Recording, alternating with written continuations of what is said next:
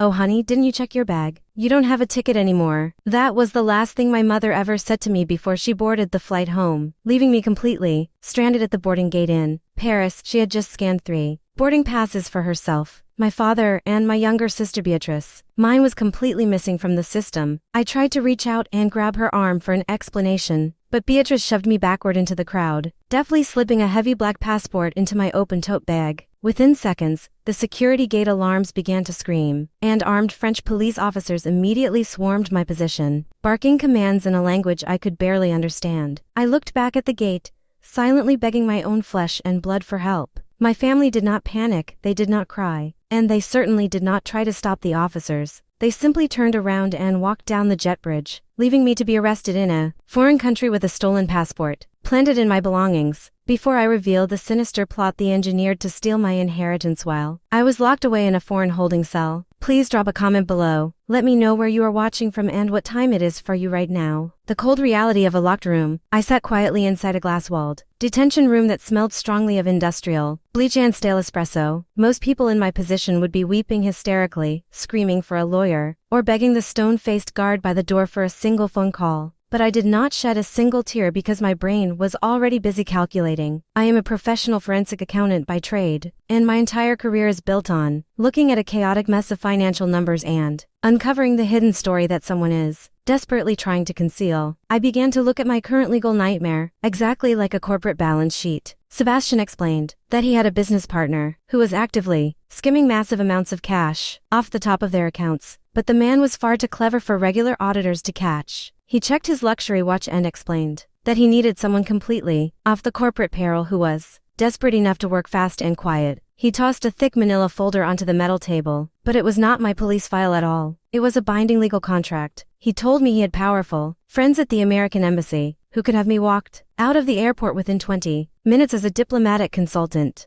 Sebastian explained that he had a business partner who was actively skimming massive amounts of cash off the top of their accounts, but the man was far too clever for regular auditors to catch. He checked his luxury watch and explained that he needed someone completely off the corporate payroll who was desperate enough to work fast and quiet. He tossed a thick manila folder onto the metal table, but it was not my police file at all. It was a binding legal contract. He told me he had powerful friends at the American embassy who could have me walked out of the airport within 20 minutes as a diplomatic consultant. He promised to put me directly on his private jet to fly back to New York so I could find his missing money. In return for my services, he promised me my immediate freedom, a guaranteed return to New York before my trust fund deadline passed, and a cash payment of $30,000 for the job. I looked at him closely and realized this was definitely not a rescue mission because he did not care about my feelings or my family trauma. He simply saw a highly valuable resource he could exploit for his own gain, which made it the most honest offer I had received in years. I agreed to the terms on the condition that he also cover all of my legal fees if my family attempted to contest the inheritance in court. Sebastian smiled, a cold, calculating smile that belonged to a man who had just closed an incredibly profitable business deal. I stood up immediately and did not look back at the guard or the glass detention box as we walked out. I exited that airport room not as a helpless victim,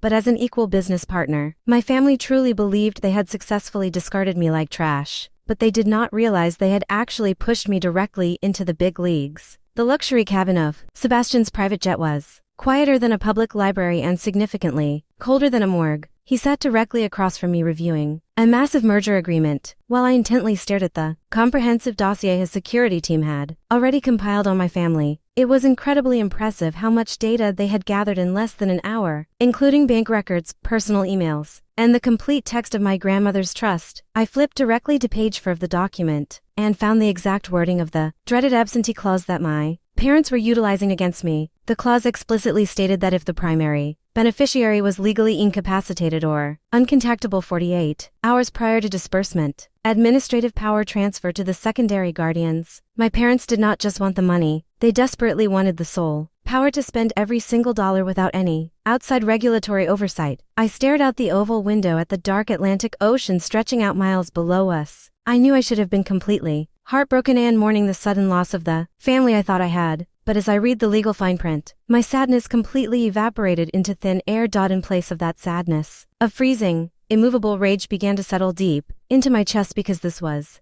Far from the first time they had used me, the heavy memories began to hit me like physical blows, and they were not just vague feelings of childhood neglect, but specific, itemized receipts of every single time I had personally bankrolled their family dysfunction. I vividly remembered being 22 years old and finally buying my very first car, which was just a modest, well-traveled used Honda Civic. I was so incredibly proud of that vehicle because I bought it with my own, hard-earned money. Only 2 days later, my father Walter sat me down at the kitchen table looking completely pathetic and weeping openly. He explained that he owed $30,000 to a local bookie who was actively threatening to break his legs if he did not pay immediately. He told me that I was the only responsible one in the family and that I always fixed their problems. I sold my beloved car the very next morning and wired every dime of the cash directly to the bookie. My father never thanked me, he never apologized to me, and he simply asked me for a ride to the racetrack the following weekend. I turned the page of the dossier and remembered my hard-won scholarship to Wharton, which was a full ride that represented my golden ticket out of their chaos. But right before I was scheduled to leave, Beatrice went through a terrible breakup, and my mother insisted she needed a mental health year in Italy to properly recover. They could not possibly afford to send her unless I agreed to give up my scholarship and take out massive student loans instead. My mother had looked at me with a completely reasonable expression, as if she were simply asking me to pass the dinner salt across the table. She told me that Beatrice was far too fragile for real life and needed the European experience, while I was strong enough to handle a lifetime of debt. I ultimately gave up my scholarship, money so my sister could eat expensive gelato in Florence while I worked the exhausting graveyard shift at a data center just to pay my tuition. For years, I foolishly told myself that making these sacrifices was a true sign of family love and that being the strong one was a massive compliment. I was completely wrong about them, and I finally saw the truth of my reality.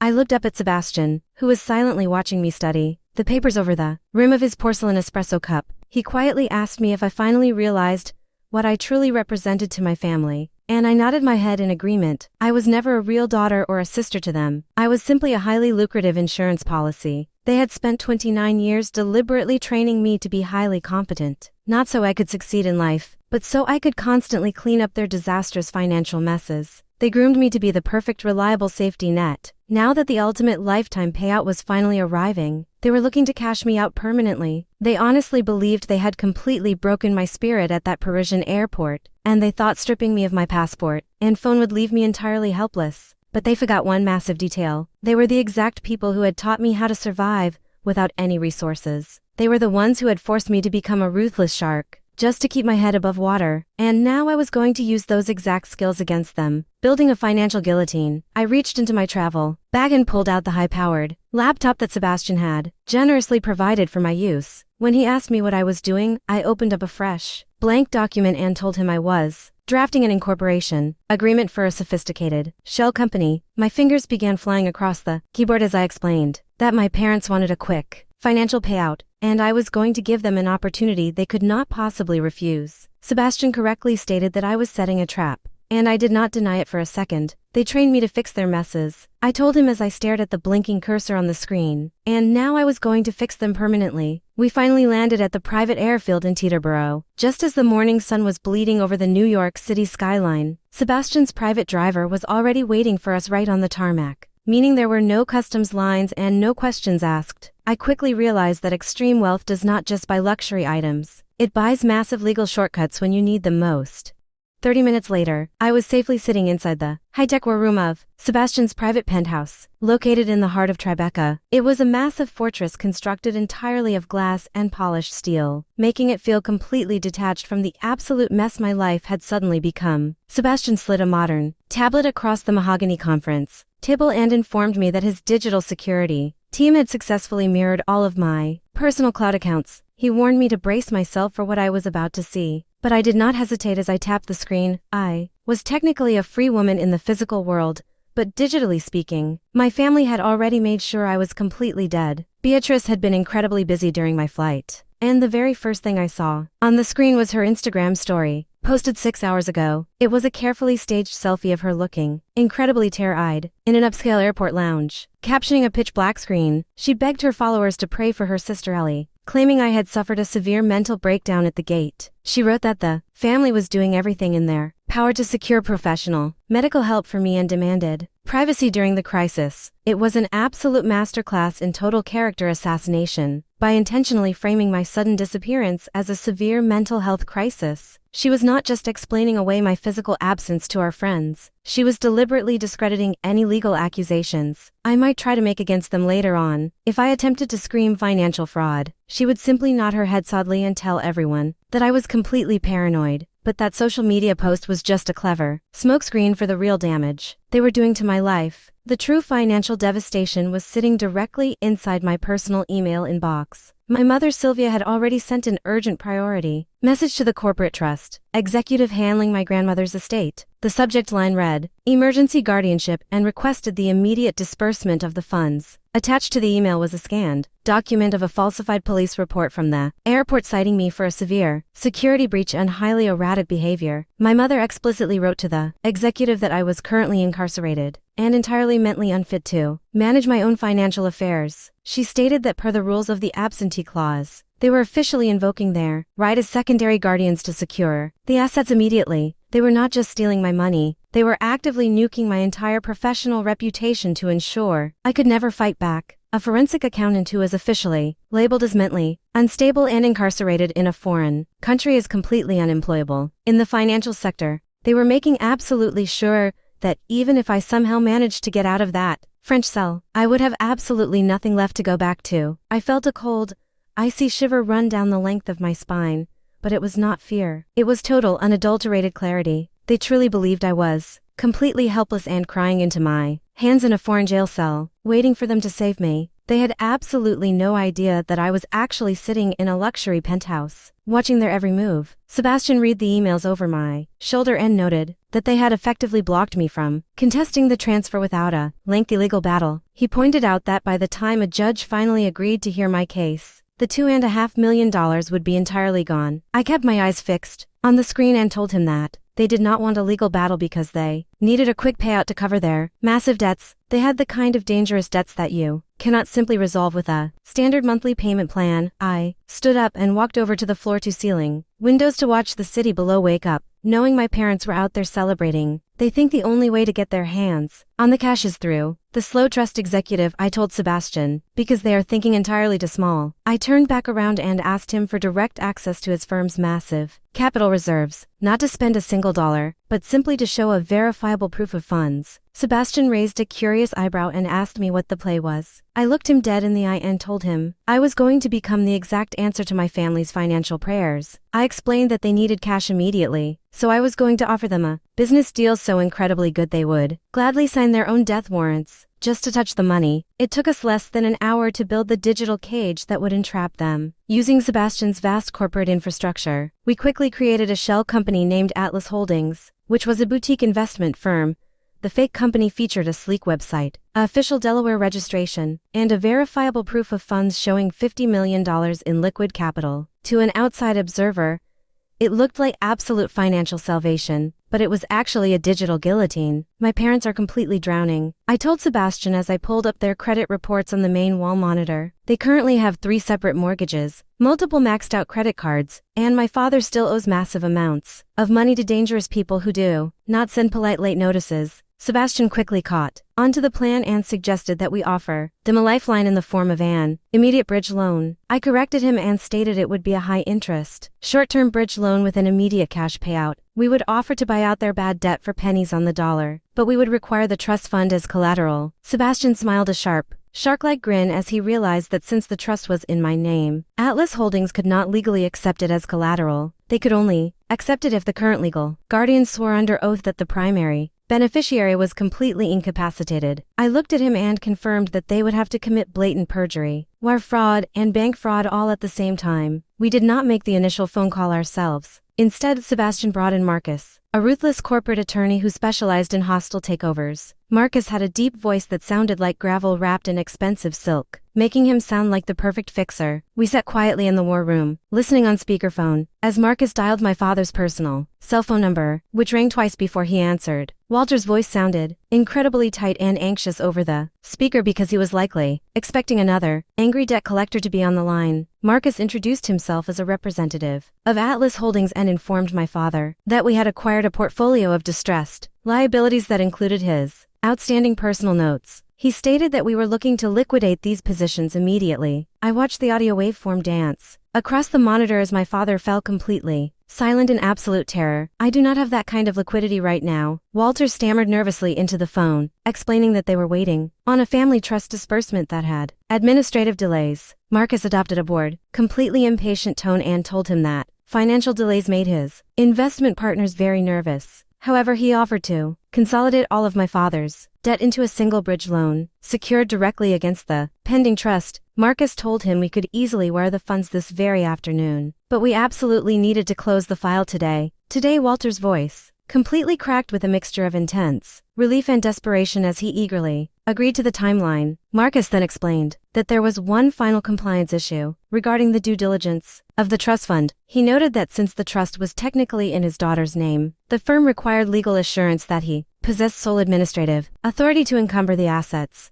I held my breath in the silent room because this was the ultimate moment of truth for my family. My daughter is completely unavailable, Walter said without a single second of hesitation, claiming I had a mental break and was currently in custody abroad. Marcus calmly explained that standard procedure required a signed affidavit of sole authority, confirming her mental incapacity and his exclusive right to the funds. He warned him that the document carried the heavy weight of a court order and asked if he could execute it. Yes, Walter said immediately, showing absolutely no guilt, no hesitation, and nothing but pure, unadulterated greed. He promised they could sign the legal paperwork immediately, and Marcus instructed him to meet at our satellite office in Midtown in 2 hours. Marcus hung up the phone, and the entire war room fell into a deep silence as I stared at the disconnect notification on the monitor. My father had not just agreed to a standard financial loan. He had actively agreed to commit a federal felony just to steal my money. He did not care if I was desperately sick, and he did not care if I was locked in a foreign jail. He just wanted the money. Sebastian slid a thick folder toward me and assured me the affidavit was completely airtight once they signed their names to it. I grabbed the pen,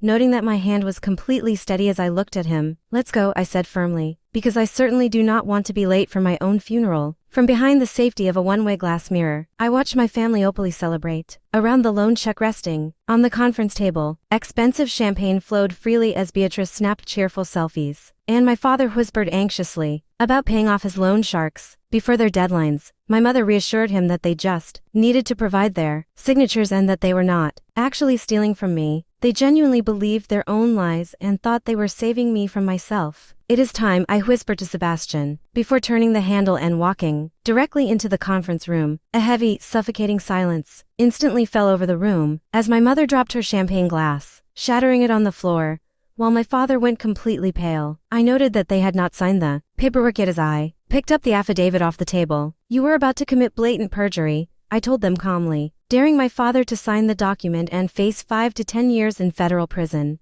Walter completely froze in his seat as he realized the trap had sprung. But Beatrice suddenly smiled and held up my stolen cell phone. She claimed she had successfully accessed my firm's secure server and downloaded my top client files, threatening to email the ethics board in 10 minutes. She demanded I choose between my career or my inheritance, but I simply opened up my laptop and told her that the phone's passcode was never a mistake. It was deliberate bait, and the large wall monitor suddenly lit up with detailed security logs and precise timestamps. I pointed out that my phone was officially in French police custody when the data breach occurred, meaning she had committed international cyber fraud using a stolen device. I explained that her actions triggered an automatic FBI alert, and her smug face completely collapsed in terror. Suddenly, a man sitting in the corner stood up and revealed himself to be a court-appointed notary and a mandatory fraud reporter. He stated that their signatures would make the document definitive. Perjury and wire fraud, complete and total consequence. Sebastian calmly checked his watch and informed my parents that the detectives next door had been listening to the entire conversation on the audio feed. Two plainclothes police officers immediately entered the room, causing Beatrice to drop the stolen phone as my parents began to panic hysterically. You wanted to know if I would choose my career or my inheritance, I said quietly as they were led away. But the truth is you lose both. The heavy handcuffs clicked into place with no dramatic shouting, just the quiet reality of legal consequences. 3 weeks later, I signed the final legal documents inside my brand new corner office. and Sebastian and I officially dissolved our temporary contract. With mutual respect, I immediately booked a one-way, first-class ticket back to Paris to enjoy the vacation they had stolen from me. People always love to say that family is everything in this world, but as I looked out at the city, I knew they were completely wrong.